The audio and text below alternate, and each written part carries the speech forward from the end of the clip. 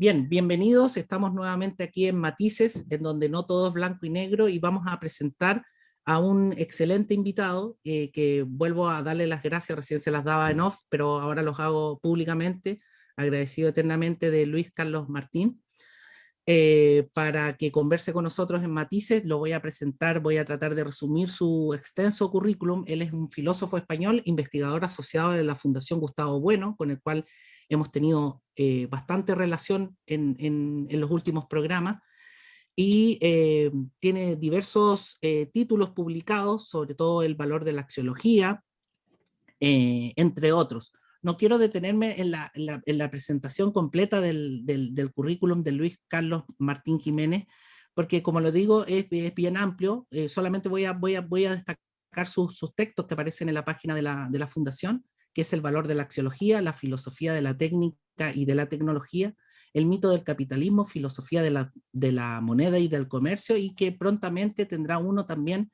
relativo al derecho, y es ahí donde quizás pudiéramos compartir más.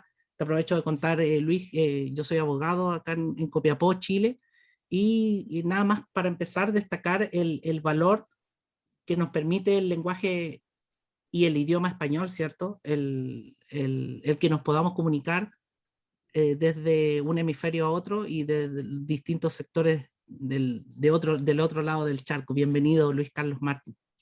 Muchas gracias a ti, René.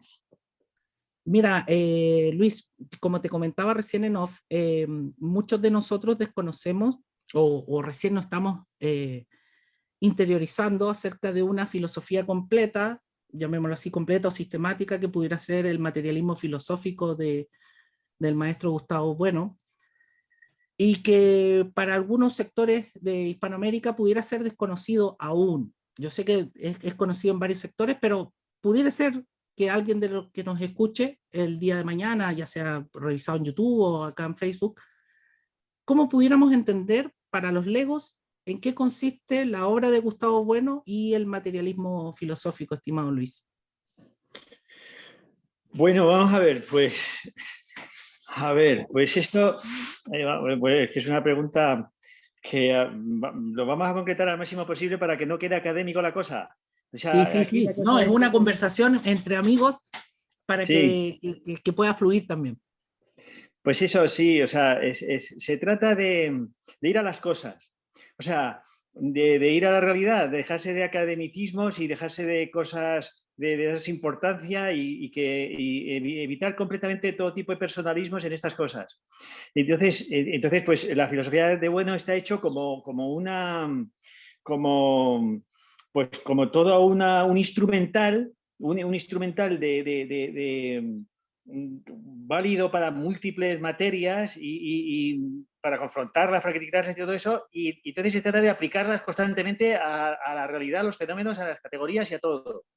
Eh, porque el caos es completo, o sea, sobre todo en cuestiones nociológicas y cuestiones científicas, el caos es completo. Y entonces, pues como llegas a las cosas, al mundo, llegas a través de toda la conceptualización categorial que hay, no se llega, al mundo no se llega directamente, bueno, desde la filosofía, sino se llega desde un segundo grado a través de todas las técnicas, todas las ciencias y todos los saberes, ¿no?, que están funcionando, sin los cuales el mundo pues desaparece tal y como es, o sea, tal y como está ahora mismo, al nivel que está. Pues se trata de eso, de confrontar todo esto y alejarse de cuestiones de darse importancia, vamos, o sea, es ir a las cosas. Y entonces, si la utilidad que tiene esto, pues yo creo que es el servicio que se puede hacer, vamos, es la utilidad que pueda encontrar alguien en estas cosas que hacemos. Es una cosa, vamos, que no gana nadie de un duro.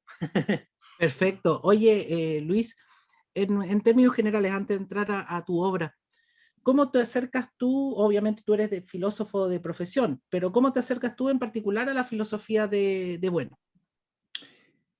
Pues de un modo muy difícil, ¿eh? O sea, En la universidad, la filosofía, no sé en otros sitios, pero vamos, yo en España, por la experiencia que tuve, yo entré a la universidad por pues, cosas, pues no sé, pues lo típico de un adolescente que está ahí, que entra en contacto con la filosofía del instituto y entonces pues lee a Platón, a Nietzsche y todas estas cosas, ¿no? Más bien una perspectiva existencialista, ¿no? Tú tienes una serie de problemas, tienes ahí... Propio de la adolescencia también, pues.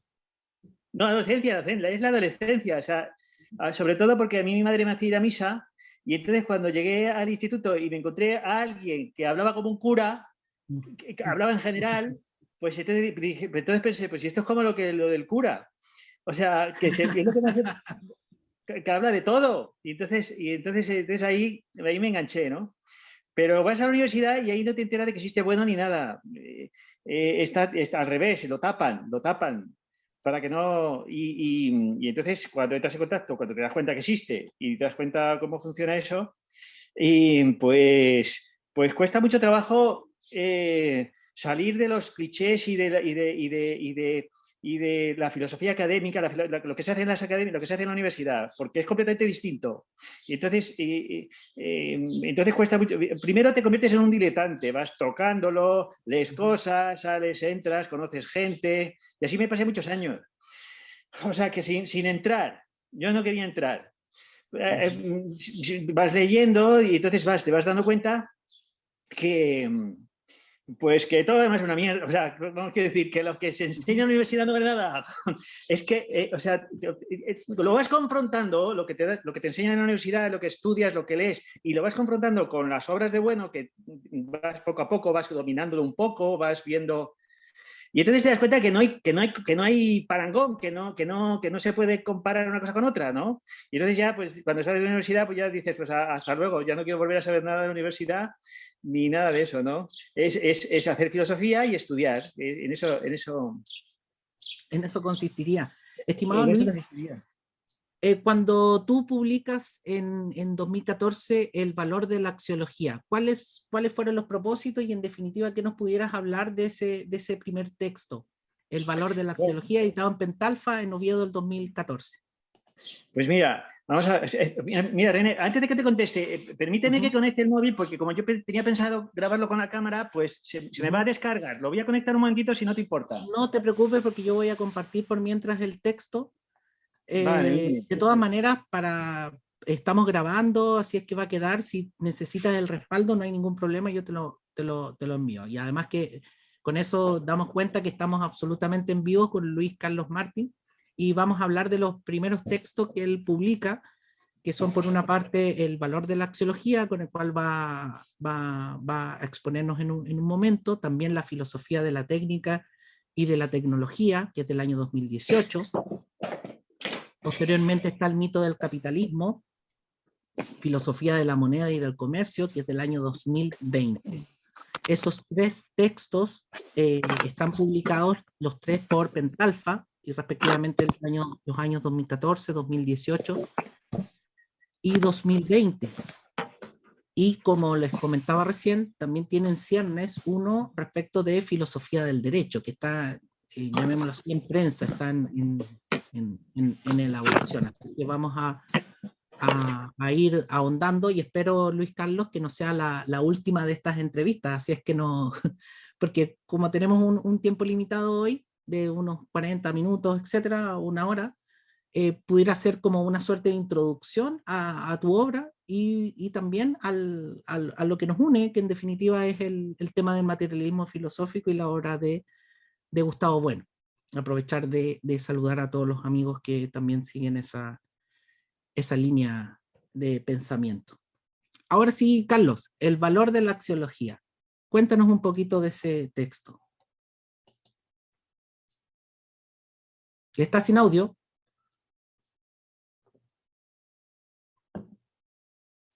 Ahí estamos, ahí sí. Ahora, yo no tengo la impresión de que tenga una obra ni nada parecido. O sea, aquí, o sea que yo soy un escolar más y entonces esto lo podía haber hecho yo, podía haber hecho cualquiera, o mucho mejor incluso. O sea, yo no tengo una idea de mi obra ni absolutamente nada parecido. Lo que pasa es que como llevas ya un tiempo con estas cuestiones, pues entonces pues vas acumulando material trabajado, pero ese sería la cuestión. Vas estudiando cosas y entonces, pues si se van publicando, pues ahí están, ¿no? Pero, por ejemplo, el valor de la psicología está en la tesis doctoral. La tesis doctoral que la dirigió Gustavo Bueno Sánchez, y entonces yo no sabía muy bien qué hacer, ¿no? De tesis doctoral. Y entonces fui a ver a Bueno, y entonces Bueno acababa de publicar un texto, había publicado sobre un libro de Enrique Moradiellos, que es un historiador español muy importante. Entonces había publicado un artículo muy largo, muy extenso, sobre la imparcialidad del historiador y otras cuestiones que tienen que ver con esto, ¿no? De las ciencias humanas y la imparcialidad, de todo lo de Weber y todo esto, ¿no? La neutralidad axiológica y todas estas cuestiones. Y entonces había 10 páginas dentro de ese artículo donde hacía una especie de exposición de lo que eran los valores, las cuestiones de los valores, cuando había nacido esta terminología de los valores de la Alemania de finales del 19 y todo esto, ¿no?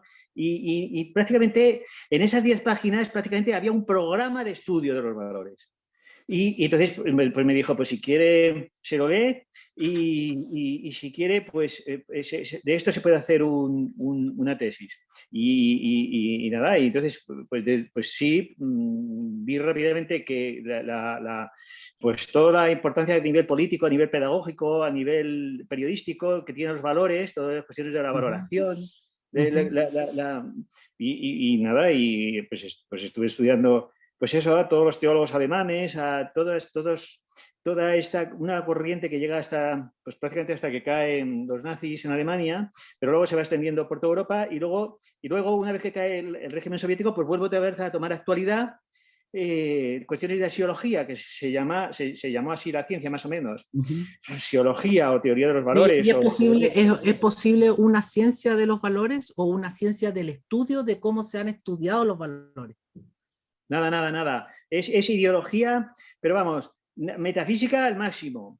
O sea, yo hice una tabla para intentar ver las doctrinas que había de cómo se entendían los valores y me salían más de 24 posiciones, una cosa así. O sea, que la idea de valores que tiene Nietzsche, la idea de valores que tiene Scherer, la idea de valores que tiene Hartmann, de lo que son, no, ni siquiera de la denotación de qué cae bajo los valores nada, los rangos axiológicos, o sea, Scheller, si los valores morales, si existen, si no existen, o sea, el cacao es todo completo absolutamente.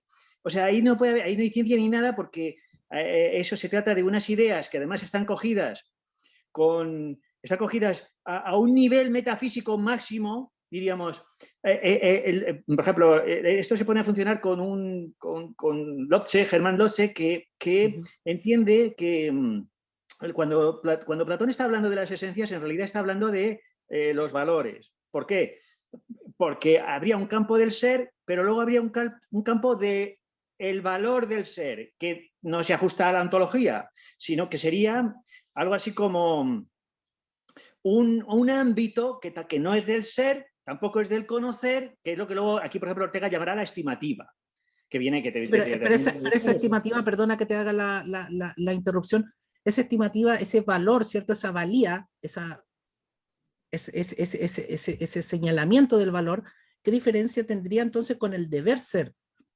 ¿Cuál sería claro. la diferencia de la axiología con la deontología que parece, por lo menos en mi, no en mi estudio, sino que en mi profesión como que se confunden? Claro. La axiología y la deontología. Eso se ve perfectamente en el derecho. En el derecho, pues los estudios deontológicos sobre la norma, ¿no? Claro, la norma es un deber ser. Si tú dices no aparcar, pues hay un deber ser ahí que es lo que debe ser, lo que debes hacer, ¿no? Lo que estipula la normativa. Entonces, el deber ser es la normativa. Ahora, entonces, claro, el estudio de las normas, de las normativas, pues claro, pero es que el valor, los valores, por así decir, son normas prejurídicas, son normas metafísicas. Eso por ejemplo, eso lo pone, la teoría está del Estado de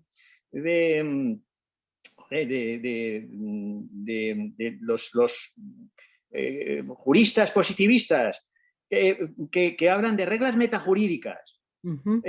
Pues claro, los valores son metajurídicos, diríamos, están en los preámbulos de las constituciones o algo así. En cambio, ya el deber ser ya es una cuestión más relativa al establecimiento de códigos, del estudio de los códigos, de su prevalencia, de su jerarquía, y es una cosa más interna, ¿no? Pero los Más valores no, dogmático. los valores tienen... Dime. Más dogmático. La parte, llamémosla así, propiamente técnica jurídica, sería más dogmático versus la axiología que sería extrajurídica o combinado con lo jurídico. Y ahí Claro, pudiéramos claro. hacer la diferencia de los valores que están en lo normativo, porque justamente recién tenía una discusión respecto de cuáles valores, si es que existe la posibilidad de tenerlo, cuáles valores son estrictamente jurídicos y no escapan a la ciencia jurídica, como pudiera ser el valor de la certeza o seguridad jurídica versus otros valores como pudieran ser la justicia, la paz, etcétera, que desbordan el campo de lo meramente jurídico, invaden otras áreas como pudiera ser la religión, la política. ¿Cómo lo ves tú ahí, Luis Carlos? Pues mira, los positivistas querían ser más científicos, por ejemplo, Kelsen. Entonces dice, Ujú. vamos a ver, el derecho es una ciencia positiva. Y entonces lo que tiene que hacer es describir la normativa, ver cómo está, quién hace las normas, qué relaciones hay entre unas normas y otras, cuando una norma es válida, etc. Este tipo de cosas. Y dice, y entonces viene a decir, y luego, eso es el derecho como tal. Y la ciencia del derecho, eso es lo que estudia el derecho. Luego resulta que hay unos límites que ya son metajurídicos, que metanormativos, y ahí es ya donde estarían los valores. Pero no se puede mezclar o la moral o otro tipo de cuestiones, pero no se puede mezclar. Claro, el positivismo ya está de capa caída porque, sobre todo a raíz de los nazis otra vez, ¿no? De que, bueno, los nazis tenían un régimen, además muchos juristas eran nazis directamente, ¿no? Quiere decir que tenía mucho peso y sin embargo, pues no tenía legitimidad, por así decir. Era un régimen jurídico completamente válido, pero que no tiene, entonces ya el neopositivismo ya incorpora los valores, extiende el derecho a otros principios o otros fines que están involucrados, ¿no? Ya más, pues todos estos working, todos estos, ¿no? Ya sí que tienen que ver más, ya los integran más, ¿no? Todo el neoconstitucionalismo, todas estas cuestiones, ¿no? Ya se dan cuenta que la argumentación de los jueces, en casos que son, que ya trascienden a la normativa como problemas constitucionales o sobre pues la pena de muerte o sobre el aborto, lo que sea, ya hay casos de resolución difícil y entonces ahí la argumentación pues tiene que aludir a una serie de principios que no son estrictamente jurídicos o que no están normados, etcétera, etcétera, para justificar las sentencias, digo. Y entonces ahí los valores pues están jugando un papel pues de tapar un roto y un descosío, porque como son tan laxos, son tan ambiguos, son tan vacíos, son unas cosas, por ejemplo, yo estuve leyendo a Peces Barba, que aquí en España es uno de los que introdujeron en el artículo 1.1 de la Constitución Española la palabra Esa valor barba que tiene superior. una influencia no solamente allá en España, sino que ha irradiado a todos los países hispanoamericanos también, porque Sí, es sí, sí, referencia en materia constitucional. sí, total, completamente. O sea, y bueno, la segunda mitad del siglo XX, eso está clarísimo. Yo estuve leyendo a Resilia Frondizi y a una serie de autores que llevan para allá toda la psicología. Normalmente ocurre que se viene de Hispanoamérica o de España incluso, España sobre todo, se va a hacer la tesis a Alemania. Y entonces te cuenta con toda esta metafísica. Y entonces te lo vuelves a tu país. Aquí, por ejemplo, aquí en España eso fue, durante todo el siglo XX, eso ha sido la norma. Sale uno de España, se va a estudiar a Alemania a hacer la tesis, pues eso le pasó a Ortega y eso le pasó a San del Río, o sea, ya desde el siglo XIX. Y eso ha pasado en toda Hispanoamérica. Las élites llevan a Alemania, Inglaterra, entonces de ahí se traen, pues en el caso de Alemania, venir de Inglaterra igual, de Inglaterra no tanto con el tema de los valores, pero Francia, etcétera, pues se traen de ahí toda una Y metafísica. ahí, a propósito de lo que dice, yo en algún momento conversando con colegas, toda una infidencia, hablábamos de temas filosóficos y en algún momento yo le pregunté a un colega, oye, pero filosofía en español, necesito filosofía en español porque tenemos el problema de la traducción y considerando que el español también es un idioma rico, ¿qué pasa con la filosofía en español? Y en aquel momento con desdén me dijo, filósofos españoles no hay. ¿Cómo responderías tú a esa pregunta? Pues mira, vamos a ver. Nosotros llevamos ya, bueno, yo por ejemplo, he estado estos últimos años tras una tesis que viene a entender, bueno, la filosofía hecha en español, para centrarme en en lo que dices exactamente, es filosofía hecha en español. Bueno, entonces, tengo estudios en el Basilisco y cosas así, que con la siguiente tesis, toda la filosofía europea sale de España. Esa es la tesis básica, porque la filosofía en España se hace en el siglo XVI y XVII en latín, principalmente, que es toda la neoescolástica. O sea, toda la neoescolástica pues es esto: Vitoria, Suárez, Molina, Báñez, o sea, toda la neoclásica que se está haciendo también en Hispanoamérica, que es por donde está el imperio funcionando, al mismo nivel, o sea, que no es una cosa de la península. Entonces, toda la neoscolástica, donde se está trabajando pues, todas las cuestiones de la moral, de la economía, de la economía política. Esto no hay que esperar a finales del XVIII aquí para ver qué pasa con la economía política. No, se está estudiando Menchaca, todos están estudiando la moneda, mercado. No es necesario esperar a Ricardo. No es necesario esperar a Ricardo.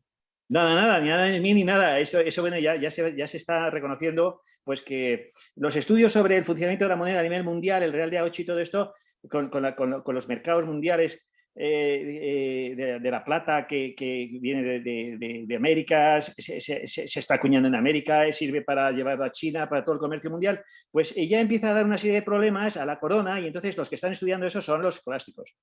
Pero en la moneda, en la economía, pues como otra serie de cosas, como cuestiones de derecho internacional. Economía que también serviría para dar la estimación y el valor, y el tema de la axiología.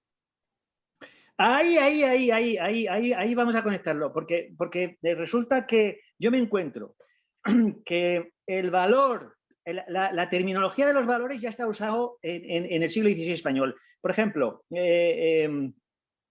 un confesor de la reina Isabel la Católica, Molinos, dice: Jesucristo, tiene un poema muy bonito de la Natividad de Dios, y entonces dice: Jesucristo, no me acuerdo, pero sabía de memoria el poema, pero viene a decir algo así como que es el valor de los valores. A ver cómo entiendes esa frase. En 1600, o sea, en 1600, entonces el valor de los valores es, pues diríamos, el ser de los seres, algo así, lo que viene a decir Lotze a finales del 19, como si hubieran descubierto el Mediterráneo. Esa terminología se está usando porque el valeo latino incorpora el axio griego, el axio es una cosa así como la dignidad, y la andreia, que es el valor del guerrero, la valentía. La valentía que en principio es el valor es la valentía, la primera acepción de valor, ¿no? Alguien que tiene valor, que es valiente.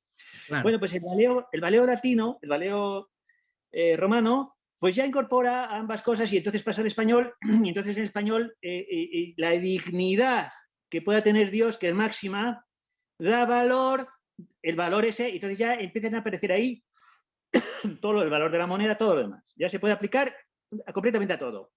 Pero si se dispara la metafísica, perdona. No, dale. Si se dispara la metafísica en el siglo XIX, la metafísica de los valores en el siglo XIX con Lotze y luego Wittgenstein y Ricker y todos estos, ¿no? Si se dispara es precisamente por la pujanza que tiene el marxismo, que tiene las revoluciones obreras y sobre todo el marxismo, que es la economía política. Porque lo que vienen a decir los marxistas es que el valor de todo se reduce a la economía. ¿Claro? O sea, ¿qué valor? Totalmente, pero volviendo a la explicación que te hacía del colega que me decía, no hay filosofía en español. Ahora, yo no creo, bien. Pero aguántame, yo no creo que él lo haya dicho con mala fe, ¿ya? Porque aquí pudiéramos aplicar la navaja de Hanlon. No culpes a la maldad lo que puede ser explicado por la mera estupidez. ¿Es desconocimiento o es leyenda negra como para ponerlo en esa tesitura que la encuentro, la verdad, bien necesaria para la revalorización, ocupando la palabra valor de nuevo, la revalorización de lo que estamos haciendo ahora, que es hablar en español? Y filosofar. Es que hablar en español y filosofar. O sea, mira, son las dos cosas. Lo que tú decías, la leyenda negra y la ignorancia es lo mismo, van unidas. van unidas porque la leyenda negra precisamente lo que hace es ocultar todas estas cuestiones. Entonces, para centrarnos, porque como están conectados todos estos temas, yo creo que toda la filosofía que se hace en Alemania, bueno, tengo los datos y se puede ver perfectamente, se puede rastrear. Principalmente sale de los jesuitas, porque los jesuitas son, principalmente la orden jesuita, la orden jesuita se crea como una orden de choque, y entonces el choque está en el protestantismo. Entonces los jesuitas, la mayor parte de los jesuitas están en Alemania. O sea, están en Alemania porque son de choque, es una orden creada precisamente para dar la cara, dar la batalla. Entonces la mayoría de jesuitas son bien. Entonces, el libro que se edita en Alemania, que tiene más ediciones, el más importante de todo, además el más voluminoso, son las Disputaciones Metafísicas de Francisco Suárez. Las Disputaciones de Francisco Suárez es el libro de texto en la mayor parte de las universidades alemanas durante todo el siglo XVI y XVII, pero no solamente católicas, también protestantes. Y entonces, a mi modo de ver... Pero disculpa, un inciso. Pero en vez de tener en nuestras bibliotecas hispanoamericanas a Suárez, tenemos a Heidegger. Claro. Haciendo, pero si lees a Heidegger, llamémoslo así, la cortada, llamámoslo así, temporal. Porque como para nosotros, si está en alemán y no lo entiendo, es ininteligible el lenguaje, entonces ellos deben saber más. Entonces, si hablan en un idioma extraño, entonces yo me achico un poco y digo, ellos saben más, porque están hablando en jerigonza, pero en realidad el idioma extraño es el bereber, el bárbaro, ¿cierto? Yo no le entiendo nada, pero pareciera que eso, que no se entiende nada, pareciera ser más valioso. ¿Cómo lo ves ahí tú, Luis Carlos? Pues mucho lo hacen a propósito. Por ejemplo, Krause no lo entendían ni los alemanes, lo hacían a propósito, ¿no? De esta tesis de Heidegger de que solo se puede pensar en alemán, ¿no? Pues, pero sin embargo luego lees la introducción a Ser y Tiempo y entonces lo que te dice, realmente Heidegger, lo que se da cuenta es que el mayor filósofo que hay anterior es Francisco Suárez, y lo dice en la introducción a Ser y Tiempo. Y entonces enfrenta la idea de posibilidad a la idea de realidad o de necesidad. Y entonces, esas ideas precisamente vienen de Suárez. Suárez entiende que el ser es ser posible. El ser actual, eso es la tesis de Kant. 100 taleros reales y 100 taleros posibles o pensados, no hay diferencia ninguna. 100 taleros, de donde viene el dólar, los taleros, el dinero. O sea, quiero decir que entre lo que veo, el mundo tal y como está a los sentidos, la existencia, y el mundo posible, los mundos posibles, no hay diferencia ninguna. Esa es la tesis de Suárez. ¿Por qué? Porque el ser es ser inteligible, no ser visible, no es el ser a los sentidos, el ser a las operaciones manuales, que nosotros creemos que es el único que existe. El ser que se opera, ¿perdón? Del Homo Faber, te decía. Sí, claro. El Homo Faber, bien, bueno, para empezar sí, podía, pero luego, claro, es que luego el problema del Homo Faber no alcanza a las identidades los teoremas científicos, porque no se reducen al hacer, sino que desbordan el propio hacer y que son las verdades de las ciencias, los teoremas, las identidades científicas que llamamos nosotros, y entonces el Homo Faber no alcanza esas verdades científicas, porque las verdades científicas dan con la propia estructura de la realidad, a través del hacer, pero cuando ya das con esas verdades, ya se han demarcado de ese hacer, no dependen de ese hacer, porque están dando con una serie de identidades, con una serie de esquemas materiales de identidad que explican los fenómenos físicos, químicos o lo que sea. Entonces, es el Homo Faber, pero hasta un límite, porque luego ya el ser humano, o sea, no, ser humano, no, vamos a hablar de ser humano, el sujeto nosiológico da con una serie de estructuras que ya no dependen del hacer, ¿no? Que son precisamente las que nosotros llamamos M3, que son las esencias, las estructuras de la realidad. ¿Cómo explicamos eso? Yo sé que es difícil, pero en fácil el M1, el M2 y el M3.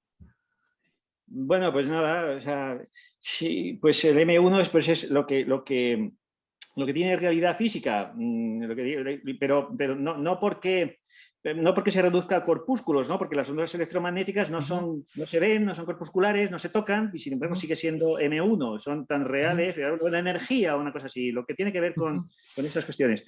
M2 sería el campo de las sensaciones, de las emociones, todo el campo de los fenómenos psíquicos, que son sociales, ¿eh? Los fenómenos psíquicos o los fenómenos de perceptivos, no los entendemos con algo que está ¿Estarían dentro los neurobiológicos? ¿Pudiéramos incorporar en M2 los neurobiológicos? Es que neurobiológico es M1, porque son neuronas. Entonces, claro, no puedes reducir una sensación a las neuronas. La sensación es más bien un fenómeno social, porque si no se empieza todo a confundir con el cerebralismo y con el mentalismo. Por eso te hacía la pregunta. Nosotros huimos completamente de eso. Eso es una completa vaciedad. El cerebro no hace nada como tal y dentro del cerebro no hay nada absolutamente. Cuando tú tienes una percepción, la percepción es de la cosa misma. La percepción no está dentro del cerebro, la percepción es de la cosa, está fuera. La percepción es apotética, es a distancia. Si yo te estoy viendo ahora a ti, te estoy viendo a ti. La percepción, el fenómeno, no es interior como querría Husserl o como querría toda la fenomenología, interior al sujeto trascendental o cosas así, nada de nada, o la conciencia. Esto viene de Descartes. Ese es eso te iba a decir, el tema cartesiano ahí como que todavía nos pena. Nada, eso hay que borrarlo completamente todo, ¿no? Porque ya te metes en el mentalismo y ya lo sabes. Bueno, los ingleses siguen ahí, o sea, que para que veas el problema, ¿no? ¿Y el M3? Entonces, eso sería, y M3 pues son las estructuras que explican la propia invariancias entre los fenómenos. Esas invariancias físicas de todo tipo, las invariancias categoriales, lo que estudian las categorías de la realidad, pues se dan una serie de invariancias, una serie de conexiones y de relaciones necesarias. Y ese sería todo lo que los conceptos, por así decir. Los conceptos y las ideas de un modo más laxo. Y en esa tesitura un ordenamiento jurídico estaría en M3. Claro, las normas, porque claro, las normas ni se tocan ni se sienten. Las normas, pero claro, otra cosa es... Ojo, ahí, para entenderlo, obviamente aquí no vamos a hacer técnicamente nada, pero solamente una conversación, pero si lo ponemos en esta tesitura, el derecho objetivo, ¿cierto? El derecho con mayúscula, ponte tú, el derecho laboral, por decir algo, el derecho civil. Ese derecho con mayúscula sería M3, pero sí. algunos derechos con minúsculas, algunos derechos subjetivos pudieran cruzar este aspecto de M1, M2 y M3, porque refieren a cosas. Por ejemplo, los derechos reales refieren a cosas. Vamos a ver, es que precisamente una de las bases para hacer una estromatología jurídica o una cosa así, esto lo que hemos hecho, es luchar contra la idea de derechos subjetivos o derechos personales. Eso no existe. Eso es una fundamentación. Los derechos subjetivos no existen. Existen los sujetos de derechos, eso sí, pero los derechos subjetivos no. ¿Por qué? Porque viene de todo el idealismo alemán, de todo el espiritualismo alemán, viene de Kant, que el sujeto es el fundamento del derecho, eso es Kant. El sujeto trascendental, la humanidad. Sí. Y si ves la Declaración Universal de los Derechos Humanos del 48, es que lo dice en los considerando que la persona no se le puede discriminar ni por su sexo ni por tal, y entonces al final te quedas con los ángeles, porque no tienen sexo, ni tienen cuerpo, ni tienen nacionalidad, ni tienen lenguaje. Entonces la persona es una cosa... Esa es la visión, llamémosla así, moderna de los derechos subjetivos, pero yo me refería más a la clasificación romana, hispano-romana, de derechos reales y derechos personales, en el entendido del derecho real que yo tengo sobre una cosa y el derecho personal que yo te puedo exigir a ti determinada conducta. En ese entendido de derecho personal me refería, no a los derechos subjetivos en su conjunto, sino que a estos derechos que por lo menos en nuestra tradición son recepcionados vía Andrés Bello en el Código Civil chileno, que hasta el día de hoy está vigente. Bueno, pues ahí yo creo que está la confusión, que no se pueden confundir esos derechos personales cuya garantía, cuyo fundamento está en el Estado, el derecho está en el Estado y es él el que te atribuye a ti esos derechos personales, de la fundamentación moderna. En la fundamentación moderna, los derechos del Estado dependen de los derechos del sujeto trascendental, de la persona que es espiritual, eso es Kant. Y entonces, no es que sea una versión moderna de los derechos personales, no. Es que es la vuelta del revés. Porque los derechos personales te los garantiza el Principado, te los garantiza Roma, te los garantiza el emperador.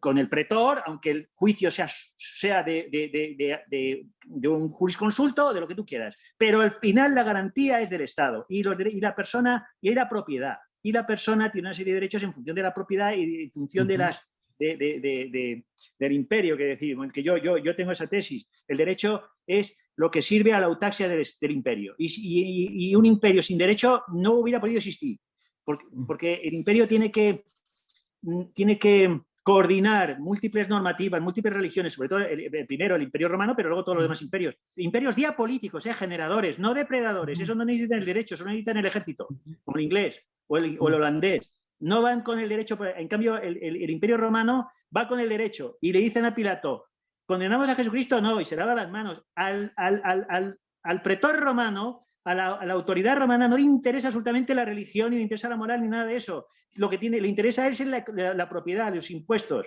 Y ese es el fundamento del derecho, y entonces el imperio sin derecho no existiría, no hubiera podido existir. El derecho es una tramitación de todos los problemas que se están generando entre normativas distintas, tipos de vida distintos, religiones distintas, modos de vida distintos, que tienen que compaginarse de algún modo para que esté funcionando los ejércitos en todo el imperio y la paz de gusto. La paz de gusto se consigue con el derecho y con el ejército. Entonces el derecho tiene una función eutáxica. Eutaxia es el equilibrio de la política y del Estado. Y una vez que se da, y luego sigue todo el imperio de Justiniano, 1000 años más, que el Código Civilis, ¿no? Entonces la función del derecho es eutáxica, es una cuestión de Estado. Pero ¿qué visión tienes tú, por ejemplo, si citas el Corpus Juris Civilis, que por lo menos de lo que yo estudié, nosotros lo veíamos como derecho romano postclásico, vale decir, un derecho, entre comillas, contaminado con el cristianismo, que no sería un derecho clásico, técnico, que es el derecho privado propiamente dicho, en donde no interviene llamémoslo así, el jus publicismo, ¿vale? Esta estatización exacerbada. ¿Cómo ves esta lucha entre una visión jus privatística versus la visión jus publicista? Bueno, vamos a ver.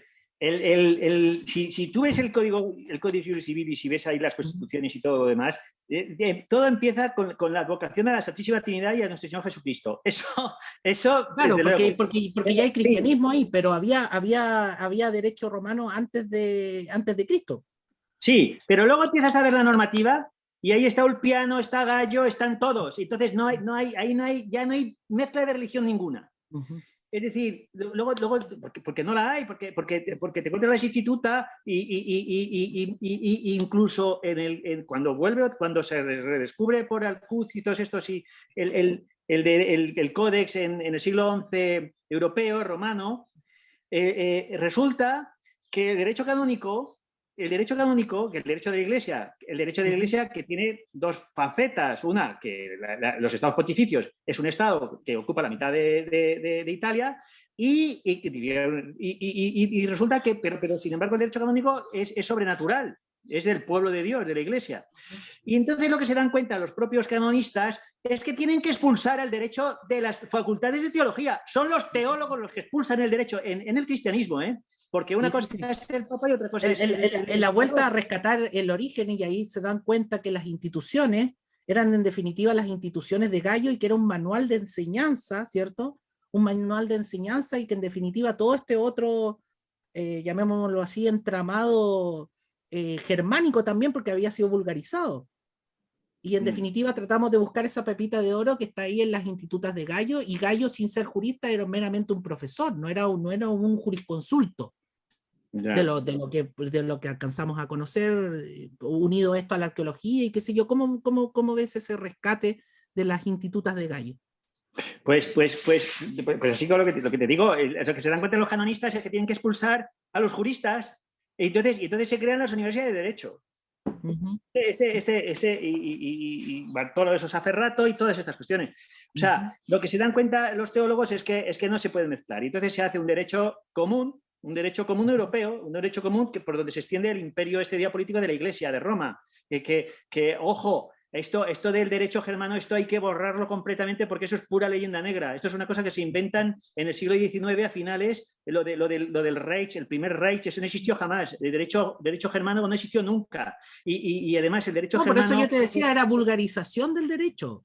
no necesariamente era derecho propiamente dicho, llamémoslo así, más técnico. Habíamos quedado en, bueno, que dimos una vuelta bastante fuerte, estábamos nos metimos en los vericuetos históricos, pero que son relevantes, porque de estas, llamémoslo así, de estas conversaciones, quizás hemos sufrido como hispanoamericanos un derecho constitucional anglosajón, un derecho comercial italiano, un derecho civil francés, y en definitiva no hemos creado un derecho aplicable a nuestro idioma español necesariamente, o copiamos uno inquisitivo de algún momento determinado que no sabemos si necesariamente era nuestro, como para Sí, conectar las ideas.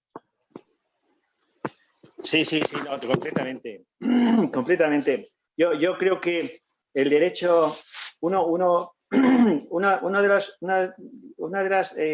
las causas de que haya habido un imperio durante 300 años sin necesidad de un ejército en toda Hispanoamérica son los letrados, son los juristas. O sea, el derecho que se está haciendo sobre la marcha en toda Hispanoamérica es de un rango y de una importancia para evitar problemas, armonizar derechos indígenas, todo lo que se está haciendo durante 300 años en América, eso a través de un derecho canónico y de las partidas, etcétera, y todo la ley de Toro y todo lo que se está haciendo, que se hizo en España. Sí, pero el derecho se tiene que hacer in media res, es actualista siempre. Entonces tienen que ir modificándose las reglas, eso es lo que hacen los jurisconsultos. No vale una regla fija, eso no es derecho. Eso no es derecho. Una de las tesis que yo tengo es que el derecho consiste en la destrucción de la idea de justicia. La justicia eterna, perfecta, inamovible, divina, eso no existe. Eso el derecho lo borra, porque el derecho tiene que ajustarse a los problemas reales, concretos, económicos, morales, que están en la propia realidad exigiendo inmediatamente una solución, pero una solución que no sea meramente tentativa o que sea aplicación de unas leyes eternas ni nada de eso. El derecho es la destrucción de la idea de justicia, es una de mis tesis fundamentales. La idea de justicia... Cuando se ve acá en Hispanoamérica y se dice, derecho español, justamente creemos entender que es justamente lo contrario de lo que estás diciendo tú.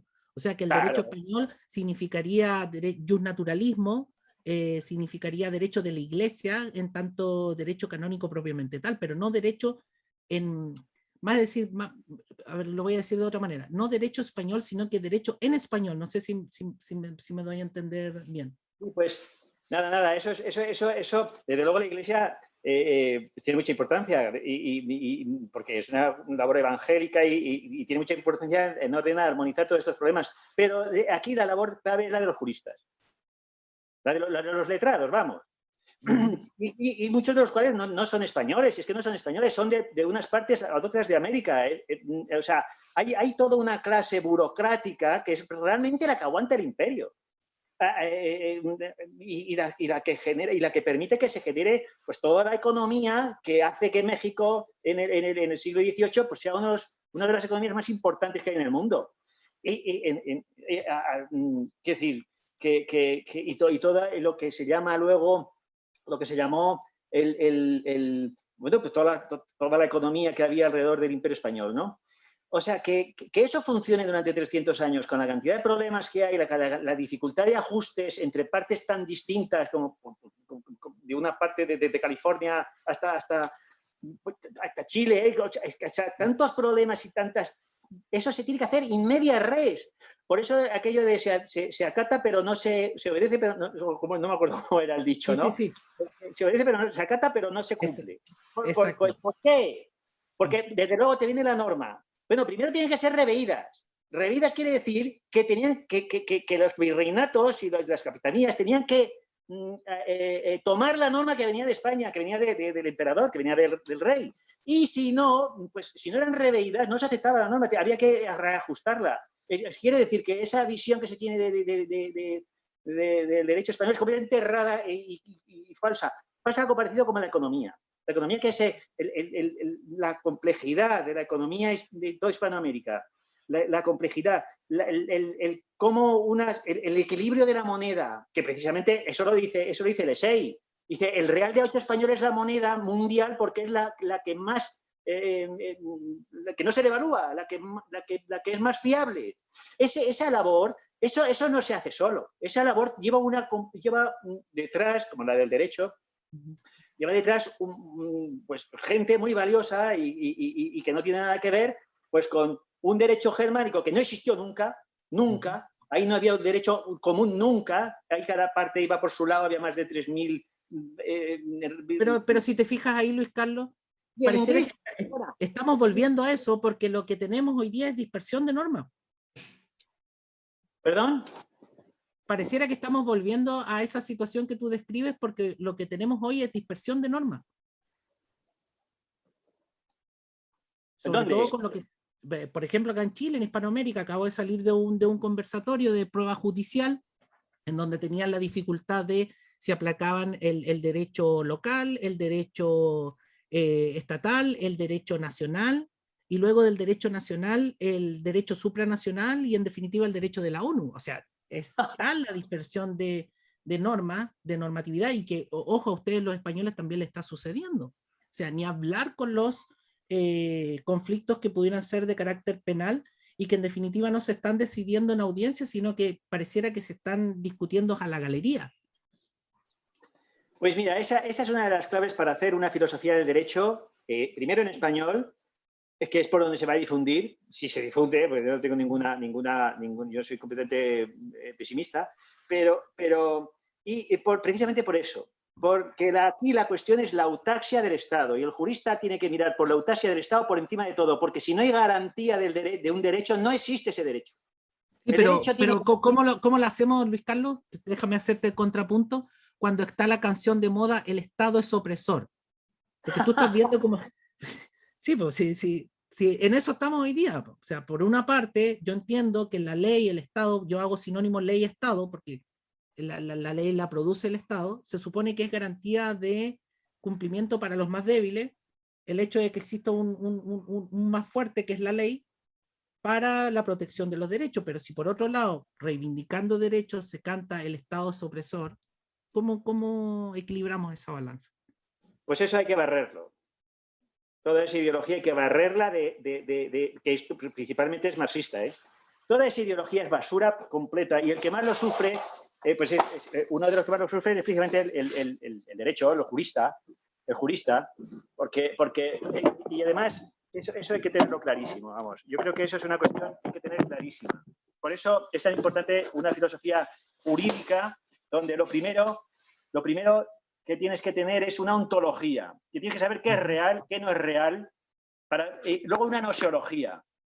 Tienes que saber qué es ideológico, qué es científico, cuáles son los rangos, el rango de la norma y de la jurisprudencia para saber de qué estás hablando. Luego tienes que tener una antropología, es decir, tienes que tener una teoría de lo que es de lo que son las instituciones que es que precisamente vienen de Gallo. Es que el derecho es precisamente uno de los factores fundamentales de la humanización, es decir, de la extensión de la civilización que llega, o sea, el derecho, es que si no es imposible. Entonces, eso, bueno, tienes que saber, tienes que tener una teoría política, porque tienes que saber, porque el derecho se genera, cumple una función en el imperio, en los estados. Y si no, no existe el derecho. O sea, el derecho indígena no es derecho ni es nada eso. Eso son normas tribales que vienen hilo tempore, que nadie puede modificar, que nadie ha hecho, que son inconscientes, que se imponen a la voluntad completa de los individuos. Todos los antropólogos, ahí están los análisis de los antropólogos. Todos los antropólogos están analizando en términos jurídicos, que es lo peor, se creen, porque vienen de Inglaterra, porque tienen una formación legal, los antropólogos ven con ojos jurídicos lo que están las normas tribales, pues de los Yanomamis o de lo que sea, pues todas las tribus, todos los análisis de todo el siglo XIX que tengo yo ahí viendo cómo bueno, en fin, Levi Strauss, todos estos, ¿no? Levi Brult, todos estos antropólogos están analizando las normas por las que se rigen esas tribus desde categorías jurídicas. Es un error horroroso, es una cosa horrorosa porque ahí no hay prueba, ahí no hay juicio, llaman juicio a cosas que son que se ponen a cantar para ver quién tiene Porque razón. pueden ser ordalías, podían ser ordalías meramente. La ordalía es lo que es el derecho germánico. El derecho germánico que no está influenciado por el romano, pues está funcionando la ordalía, el juicio de Dios, y en el derecho inglés igual. Estos son mitos completos como el common law, que suponer que eso es derecho. Eso no es derecho, eso es una moral que está funcionando ahí con influencia romana también, pero eso propiamente, el derecho tiene que ser imperial, de un imperio, y Inglaterra hasta que empieza ahí, hasta que el comercio empieza a hacer que se modifique el derecho, pues no hay nada, esos son cosas pues de eso de la tradición, cosas de la tradición, normas de la tradición, que luego tienen que ir modificando a través del derecho comercial precisamente. Y entonces, ¿cómo se moderniza el derecho inglés? Pero suponer que el derecho inglés es el derecho fetén, vamos, por favor, eso son reglas morales, principalmente protestantes. Bueno, lo que quiero decir es que lo que dices de la pluralidad normativa, eso es realmente, esto es una hemorragia. Contra esa hemorragia es contra lo que yo hago esto, desde el punto de vista del materialismo filosófico. Yo no tengo entendederas para hacer nada de esto si no tuviese detrás el sistema. Entonces llevo 3 o 4 años estudiando pues, todas estas cuestiones del derecho para negar todo esto y poner en su sitio los quicios de lo que tiene que ser, de lo que es el juicio y de lo que es el derecho, para que el juez... Y en esa tesitura, Luis Carlos, dejándote invitado desde ya para que esta conversación no termine en esta entrevista, sino que quisiera aprovechar, porque no alcanzamos a ver tus otros libros, pero quisiera aprovecharte, preguntarte, en esa tesitura que tú estás investigando, ¿cómo ves la refundación de Chile desde el tema constitucional? Vale decir, ver una nueva constitución, porque entendemos, o sea, que una constitución, ¿cierto? Dentro del orden kelseniano del derecho, una constitución es fundante y es fundada y fundante. Vale decir, crea al mismo tiempo el Estado y el derecho. Una constitución. ¿Es tan así como lo ves tú? ¿O qué claves con el materialismo filosófico pudiéramos utilizar para analizar el momento político que está viviendo Chile? Al revés. No es la Constitución la que funda el Estado. El Estado es el que funda la Constitución. No es la nación o étnica o la nación cultural o la nación tribal o los nacidos aquí, allí, lo que sean los que fundan el Estado. El Estado es anterior. Y anterior al Estado chileno es el Imperio Español. Anterior a la propia España es el Imperio Español. España ahora mismo, esto no tiene nada que ver con lo que era el imperio. Absolutamente nada que ver, igual que pasa con Chile.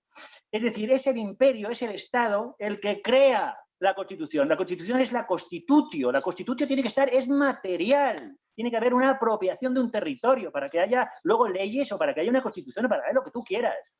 Y primero está la apropiación de un territorio, los bienes que hay ahí y el reparto de propiedades. Y una vez que está eso, ya lo puedes formalizar en un texto. Pero este formalismo jurídico de que es las normas, esto viene del positivismo y todos los franceses. O sea, está la carreta delante de los bueyes, ¿eso sería la carreta delante de los bueyes? Exactamente. Esto es una cosa de los franceses. La nación la ponen delante del Estado. La nación, no, primero está el Estado, está Luis XVI, está Colbert y está todo esto y luego ya viene la Revolución Francesa, que igual pasa en Alemania. Claro que son estados que no son estados, como Alemania e Italia, pero bueno, lo que te quiero decir es que primero son los hechos y luego ya la normativa, pero suponer que la normativa en modo positivista, que la norma es el derecho, la norma es política. Lo que hay que explicar es cómo la inmanencia del derecho de las categorías jurídicas, hay una inmanencia, hay una esencia ahí, hay una inmanencia propia, distinta de la política. Pero ¿cómo se relacionan? Porque no existe independiente de la política.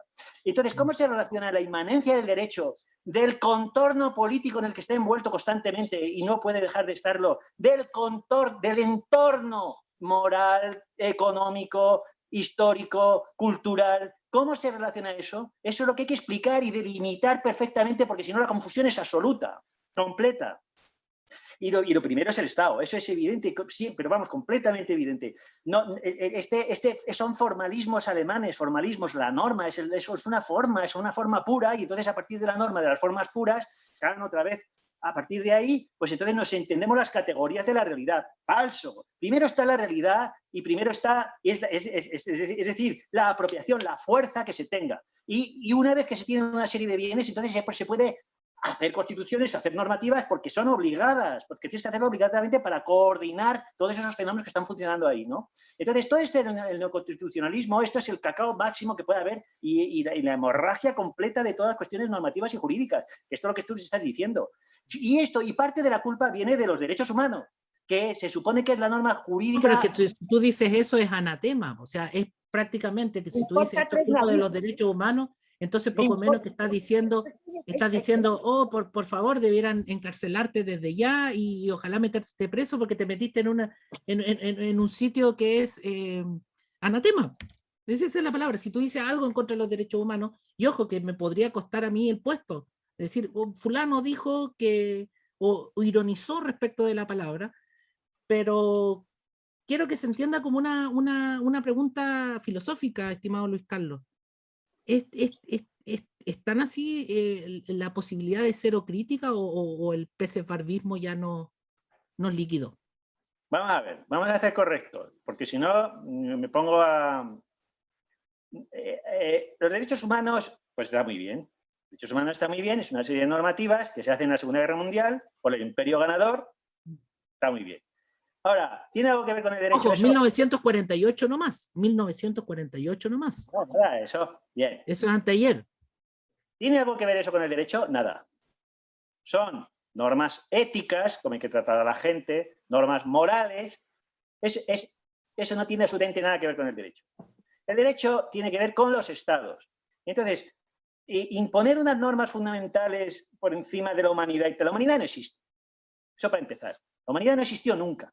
Nunca. Ahora se sabe que tenemos un 2, y pico por ciento del código genético de los neandertales. La humanidad no existió nunca. Ha habido 20.000 tribus, 20.000 especies que se han estado mezclando constantemente hasta la actualidad. O sea, la humanidad no existió ni antes ni existirá jamás. Lo que existen son una serie de desarrollos que vienen de Grecia, así, eso es, y otros que vienen de China, etcétera, una serie de procesos histórico-universales, ¿verdad? Porque son imperios que se consideran universales, primero el romano, luego el español, y ahora es el inglés. Eso es lo que está funcionando y eso es lo que ha generado, y entonces esos estados y esos imperios por donde circula la civilización, esos requieren el derecho como una parte esencial de su funcionamiento.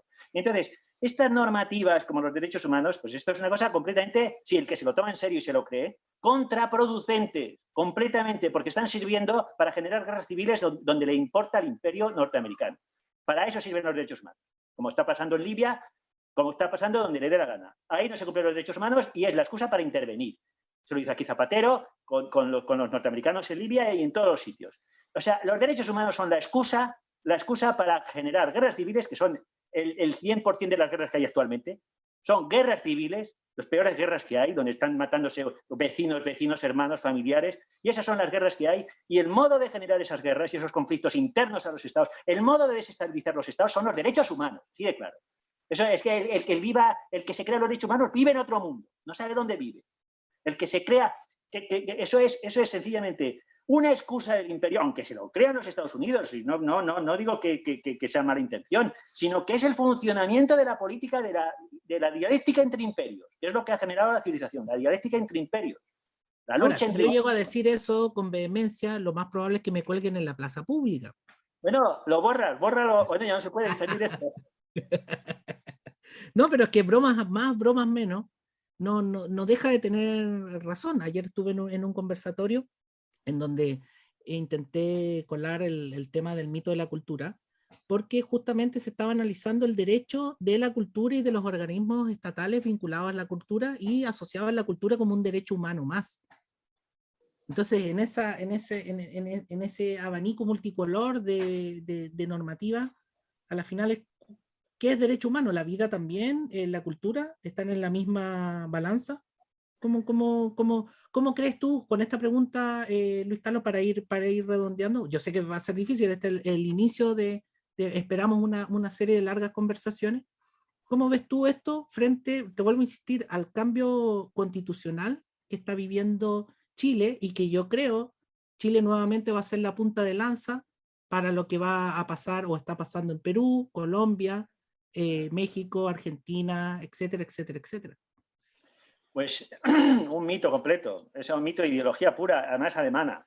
La cultura es una cosa que se inventa Herder, la cultura objetiva, no la cultura Anni ni la cultura alguien que tiene cultura, que sabe cosas, no, la cultura objetiva, es decir, un modo de entender una comunidad humana a través de la cultura, eso es una idea completamente alemana, completamente metafísica, completamente idealista, que sirve para los alemanes, Herder, y luego Kant en la crítica del juicio está hablando de la cultura, y luego Fichte, es una metafísica completa sobre lo que es las identidades.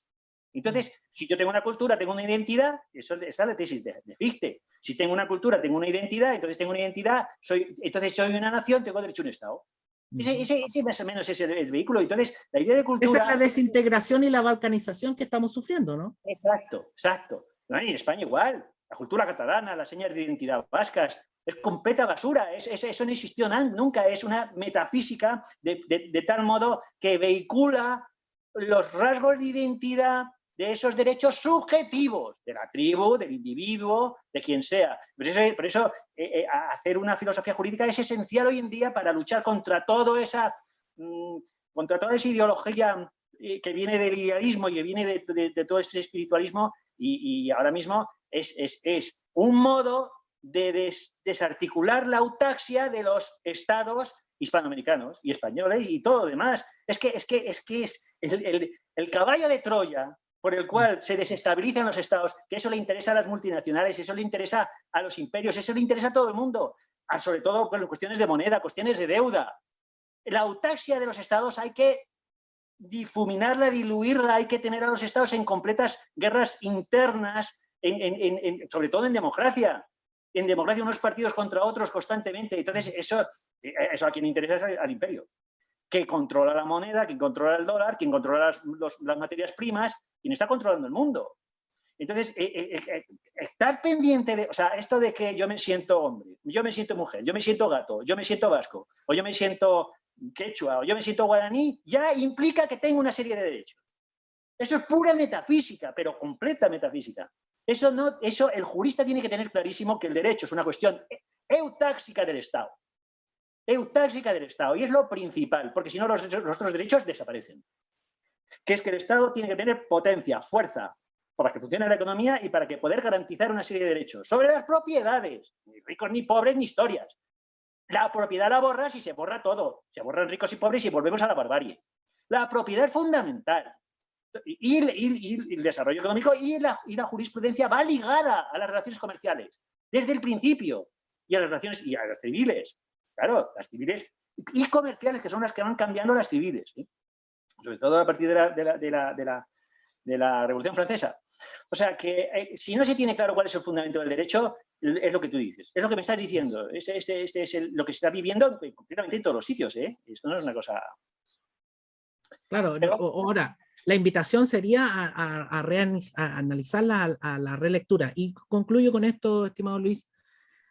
¿Cuáles son las herramientas de análisis que el materialismo filosófico nos pudiera entregar para definitivamente poder acercarnos al fenómeno sin el matiz ideológico, que es quizás el que nos confunde, porque esas anteojeras alemanas con confusión privan de que podamos tener claridad en los conceptos?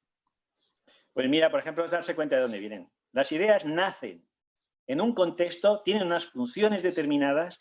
La ideología tiene una función determinada, en un contexto sirve a unos intereses, y cuando se extrapolan a otros contextos, cuando se exportan a otros contextos, por ejemplo, como pueden ser los hispanos, lo que generan es una confusión completa, porque no están hechas, las ideas están hechas y tienen una funcionalidad. Nosotros creemos que una idea es una función y tiene una característica y tiene que tener unos parámetros. Una idea es una función. Y entonces, y nacen y mueren. Las ideas, como todo, nace y muere. Las ideas. Otra cosa son las verdades científicas, pero esas son cuestiones conceptuales y están explicadas de otro modo por la teoría de tercera categoría. Entonces, lo que tú me preguntas, ¿qué armamento tenemos? Pues tenemos una teoría de la ciencia, la teoría de tercera categoría, que te explica cuáles son las verdades. Y respecto de eso, ¿qué no es verdad? Porque yo no creo que la jurisprudencia sea una ciencia. No lo es. No es una ciencia. Te viene una revolución y te cambia todas las leyes.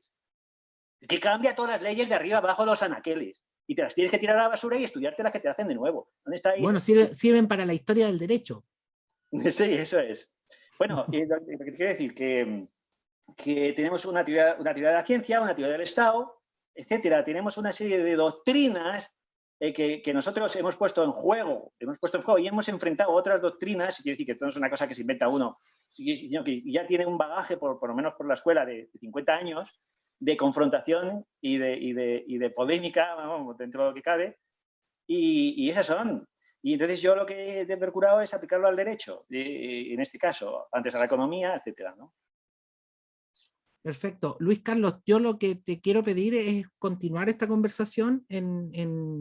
Quizás tuvimos ambos problemas técnicos para sostenerla, pero no hay nada que la magia de la edición no pueda arreglar. Así es que la invitación queda hecha. Yo creo que la necesidad de hablar de estos temas está a la vista, es ostensible. Y nuevamente agradecerte la amabilidad que has tenido, Luis, y espero que haya sido gratificante para ti también. Mucho, mucho, mucho de conocerte. Muy bien, a tu Un disposición. abrazo, Luis. Un fuerte abrazo. Muchísimas gracias. Adiós.